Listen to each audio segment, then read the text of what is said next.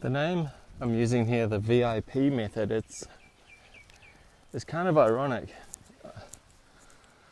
because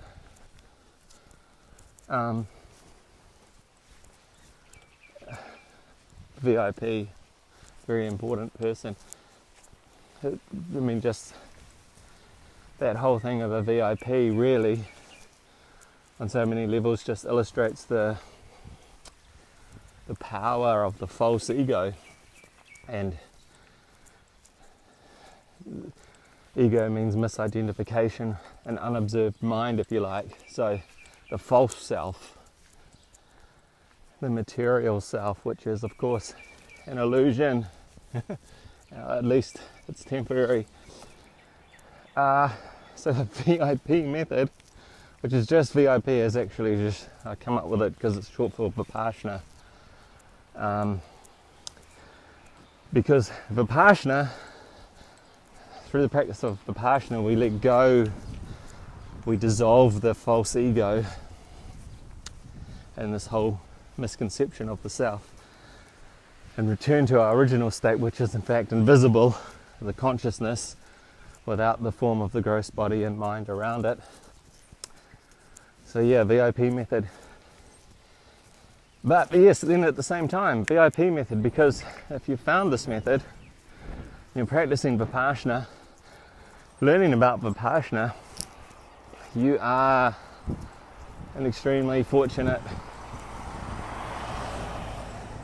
person. So I guess in that sense it is the VIP method.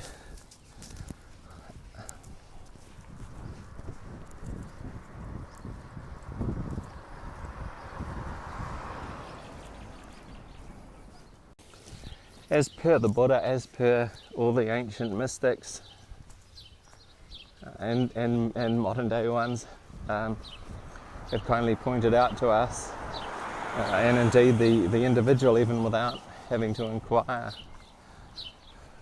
from anyone outside, but maybe those lucky enough to be able to inquire within, like apparently a near-death experience, right? It's the ultimate situation where you reach this immense sense of peace because you realize that this physical body, this ego, this made up structure of the self, this false identity is not only kind of ridiculous, but it's just, yeah, it is ridiculous because we took it as being for real, the be all and end all, hence all the suffering now.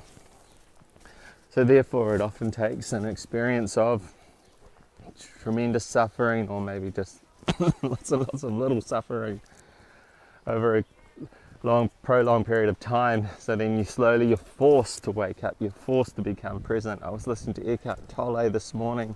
He often talks about how it's through things that we deem as bad, no, it's not the right word, and very unfortunate, and a terrible illness, but that forces the individual to become present.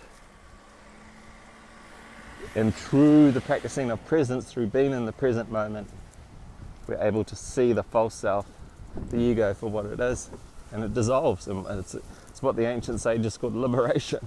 So liberated from the confines, the prison house, if you like, of the mind. Oh yes, so I was just thinking, this point I'm bringing up also because for folks out there that I guess you could say lucky enough or unlucky enough not to have gone through, a world of shit in their lifetime. We live in this celebrity society where it's all like we're all striving to be the best we can, and therefore sort of like this stereotype that, what if I am, I'm a big tennis fan, so I'll use what if I am the Roger Federer, Mr. Perfect himself. He isn't, who am I to say he has or he hasn't? He's probably far more advanced than I'm giving him credit for. But I'm just using that as an analogy. Mr. Perfect. So Mr. Perfect, right? He hasn't gone through any suffering. He's just great. He's even got the level. That's why I do think of Roger Federer. He's got that level, super level peaceful mind, right? So, but anyway, so Mr. Perfect, what's to motivate him to come to take on Vipassana meditation, to realize the present and the self, presence of the Supreme Self, if you like. Hey, we all strive, we all have a drink on a Friday night, we all take a nice holiday to the picturesque abode. And I tell you, anything that's achieved on the material level ain't jack shit compared to the deep bliss that's within, that can be accessed through Vipassana meditation. So there's no sort of reason not to start to utilize that as a daily practice.